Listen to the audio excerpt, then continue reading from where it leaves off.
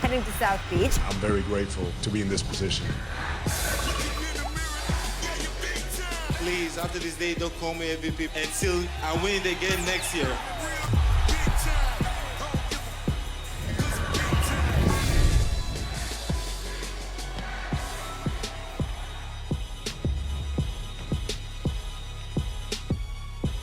How cool was that? I love that. Amazing. That was great. What a summer in the association. I want to go live in that cartoon. Welcome into our LA Sports Center studio.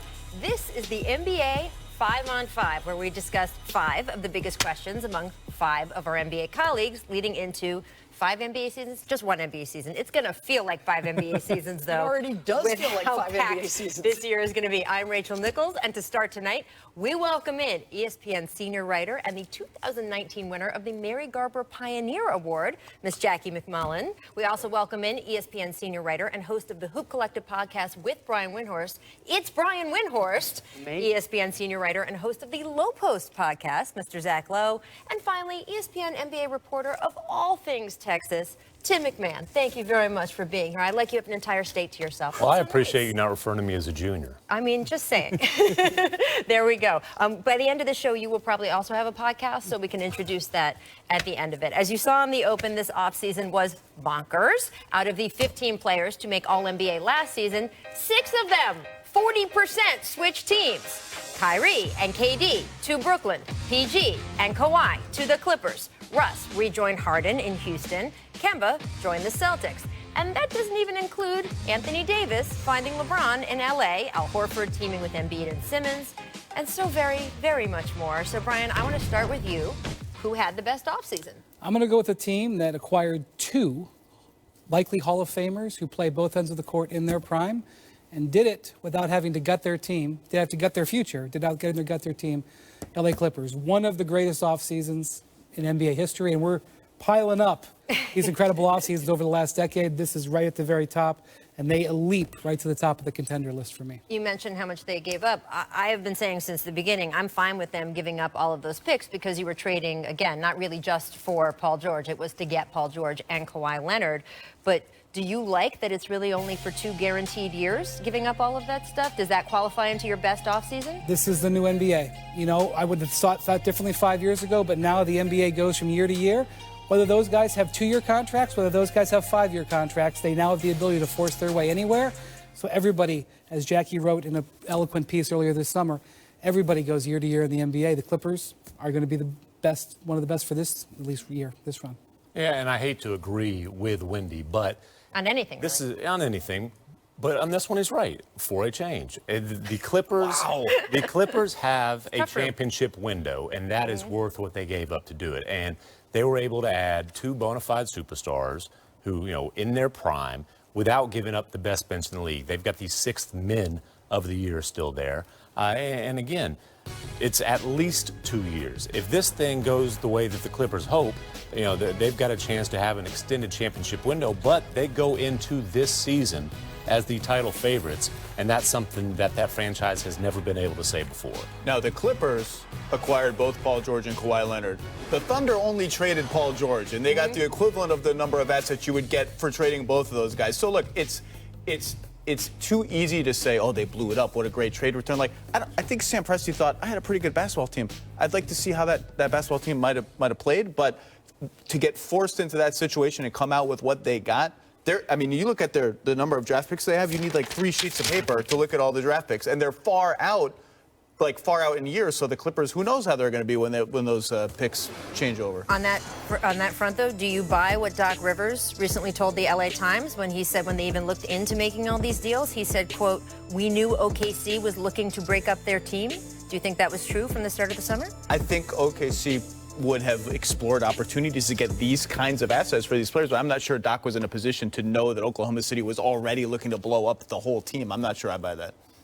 What's your pick? So my pick would be the Clippers, but what fun would that be for this show? Not fun. So here's the thing that we all overlook, and I understand why. You do realize, of course, that the Brooklyn Nets were going nowhere about 5 years ago. They had no picks, no players. 3 years ago. Okay, I was being kind, but go ahead. And now they have Kevin Durant, and I know he's not going to play this year.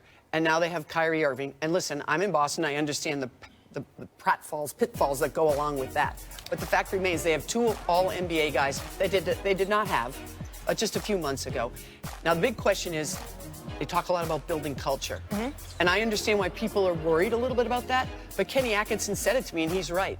I love to build culture, but every single person I respect in the NBA told me, you can build the culture all you want. You cannot win without superstars. Sure. And they now have 2 of them. So just to discount them, and I know it's popular to do that because there might be some angst along the way. Oh, yeah. We just, that's fine.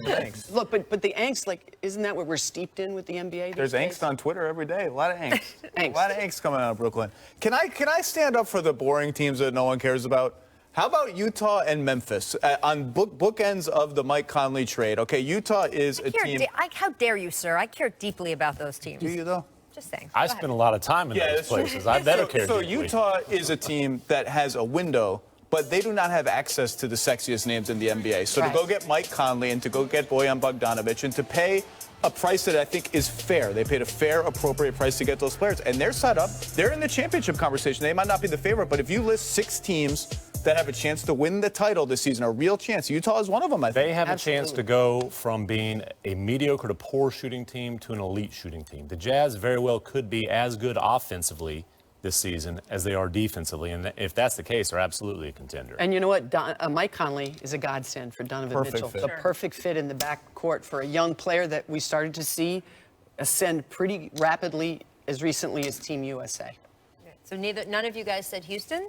None of you guys said the Lakers, I noticed, who picked up Anthony Davis. You know now what? they have 2 top 5 players. I could throw in New Orleans if you'd like, because they did land what we think is going to be the next transcendent player for another decade, along with some other nice pieces. A young team that's going to be, I think, really fun to watch, and a guy like J.J. Redick that can show them around a little Derek bit. Favors will be better than a lot of people anticipate for them. They've got a nice veteran core to bring along those young guys, and you know, perhaps at least compete for a playoff spot this year. You know, Houston, it's interesting. They brought in Russell Westbrook, who has had a precipitous drop in his efficiency the last 2 seasons for a team that values efficiency more than anything else.